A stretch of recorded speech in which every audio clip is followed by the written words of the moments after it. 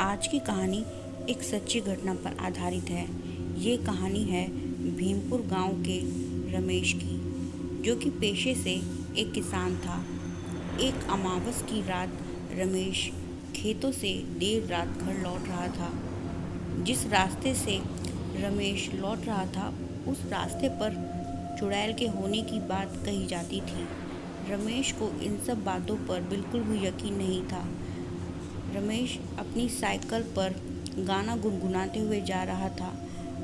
अचानक ही उसके रास्ते में एक बूढ़ी औरत आ गई। रमेश ने उस बूढ़ी औरत से पूछा, अरे अम्मा, तुम रात में इस वीरान सड़क पर क्यों घूम रही हो? उस बूढ़ी औरत ने जवाब दिया, अरे बेटा, मेरे बहू बेटा ने मुझे घर से निकाल दिया। अब मैं कहाँ जाऊँ, क्या करूँ? रमेश को उस बूढ़ी औरत पे बहुत तरस आया। रमेश ने उस बूढ़ी औरत को अपने घर ले जाने का फैसला किया। रमेश ने उस बूढ़ी औरत से कहा कि वो उसके साथ उसके घर चले, पर उस बूढ़ी औरत ने रमेश के साथ उसके घर जाने से मना कर दिया। पर उस बूढ़ी औरत के पास कोई और रास्ता भी नहीं था, इसलिए रमेश के कई बार कहने पर वो मान गई और रमेश की साइकिल पर बैठ उसके साथ उसके घर चल दी।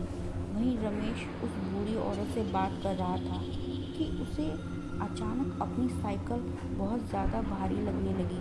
रमेश हैरान और परेशान था। रमेश ने पीछे पलटकर देखा तो उसने अपनी साइकिल पर पीछे बूढ़ी औरत की जगह एक डरावनी चुड़ैल को बैठे देखा, जिसके बाल हवा में उड़ रहे थे।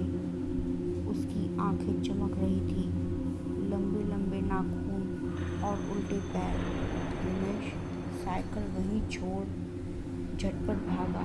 चुड़ैल भी रमेश के पीछे भाग रही थी। रास्ते में एक हनुमान मंदिर पड़ा। रमेश फटाफट उस मंदिर में घुस गया। चुड़ैल मंदिर तक तो आई, पर मंदिर के अंदर नहीं आ पाई, इसलिए रमेश की जान बच गई। इस घटना के बाद रमेश ने रातों रात दिन में भी उस रास्ते से आना जाना छोड़ दिया। आपसे फिर मिलेंगे एक और ऐसी ही मज़ेदार कहानी के साथ।